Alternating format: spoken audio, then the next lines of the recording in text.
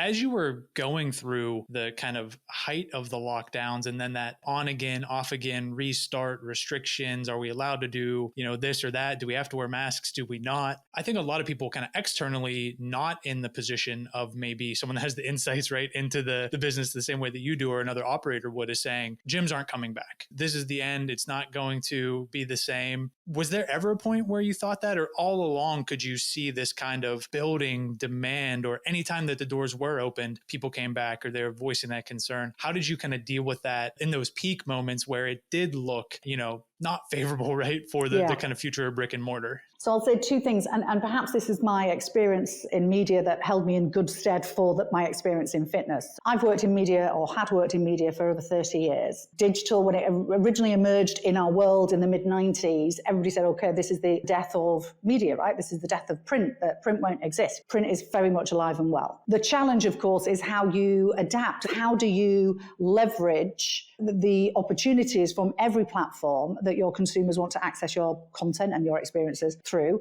and how do you make those work for the brand? I came in a year ago knowing full well, for 12 months, the physical fitness industry had been hit very hard by the pandemic. I wouldn't have joined had I thought, oh my God, the end is nigh.